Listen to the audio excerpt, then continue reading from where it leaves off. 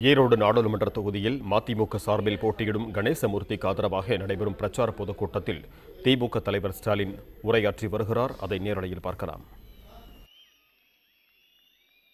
தலைவர் கலைஞர் அவர்கள் இல்லாமல் நடைபெறுகிற தேர்தல்,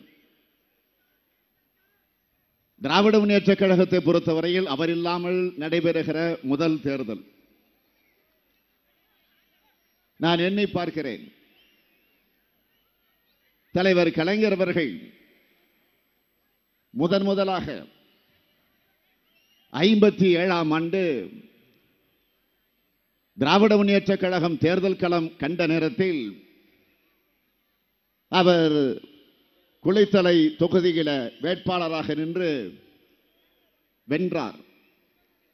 சட்டமன்றம் சென்றார். தொடர்ந்து மக்களுக்கு பணியாற்றி இருக்கிறார். 57 தான் முதலில் களம் காணுகிற அந்த நிலையை திராவிட முன்னேற்றக் கழகம் எடுத்தது. நாடு சுதந்திரம் அடைந்ததற்கு பிறகு நடைபெற்ற முதல் தேர்தல் 1952ஆம் ஆண்டு. அந்த 52ஆம் ஆண்டு நாம் களத்தில் இறங்கல, தேர்தல் களத்தில் போட்டியிடல. ஆனால் அதற்கு பிறகு 57ஆம் ஆண்டு நடைபெற்ற தேர்தலிலே போட்டியிட்டோம். போட்டியிடுகிற நேரத்திலே கூட அறிஞர் அண்ணா அவர்கள் தன்னிச்சையாக முடிவெடுக்கல. அவர் ஜனநாயக அடிப்படையில் 1956ஆம் ஆண்டு திருச்சியில் நடைபெற்ற மாநில மாநாட்டில் அங்கே குழுமியிருந்த மக்களிடத்தில் கருத்துக்களை கேட்க ஒரு பெட்டியை வைத்தார். போட்டியிட வேண்டுமா வேண்டாமா என்று உங்கள் கருத்தை எழுதி அந்த பெட்டிகளை போடுங்கள் என்று ஒரு வேண்டுகோள் வைத்தார் அண்ணா அவர்கள். எல்லோரும் எழுதி போட்டார்கள்.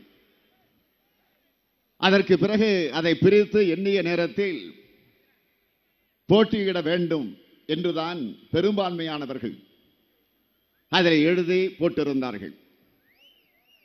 ஆக ஜனநாயகத்தின் மீது நம்பிக்கை கொண்ட அண்ணா அவர்கள் அதை ஏற்றுக்கொண்டு 57ஆம் ஆண்டு தேர்தல் களத்தில் இறங்கினோம்.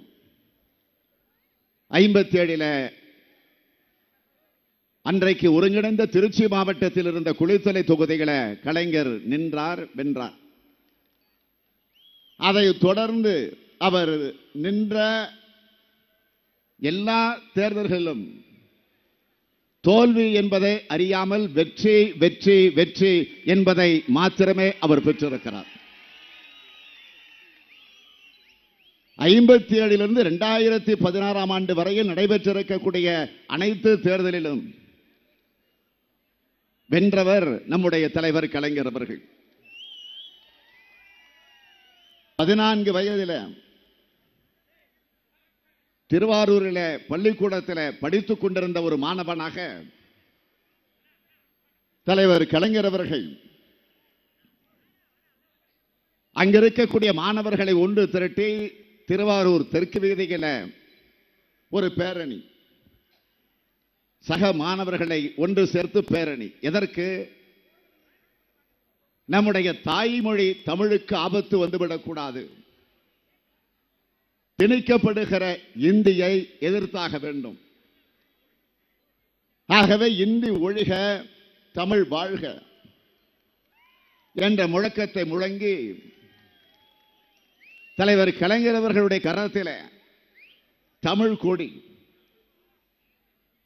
புலி வில் கயல் பதிந்திருக்கக்கூடிய தமிழ் கொடி, அந்த கொடியை தாங்கி பிடித்தபடி அவர் பேரணியை நடத்தினார். நான் எண்ணி பார்க்கிறேன், 57 சட்டமன்ற தேர்தலில் நின்றவர். ஆனால் அதற்கு முன்பு 14 வயதிலேயே தமிழ் கொடியை மாணவனாக இருந்தபோது தாங்கி பிடித்தாரோ, அந்த 14 வயதிலே தாங்கி பிடித்த தமிழ் கொடியை தன்னுடைய கடைசி மூச்சு விடுகிற வரையில 95 வயது வரையில அந்த தமிழ் கொடியை பட்டோலை வீசி பறக்க வைத்த தலைவர் தான் நம்முடைய தலைவர் கலைஞர் அவர்கள். அந்த தலைவர் கலைஞர் அவர்கள் இன்றைக்கு இல்லை. ஆக இயற்கை நம்மிடத்திலிருந்து பிரித்திருக்கலாம். அறிஞர் அண்ணாவினுடைய நினைவிடத்திற்கு பக்கத்தில் அவர் ஓய்வெடுத்துக் கொண்டிருக்கிறார். ஓயாமல் உழைத்த தலைவர், ஓய்வுக்கே ஓய்வு கொடுத்த தலைவர்.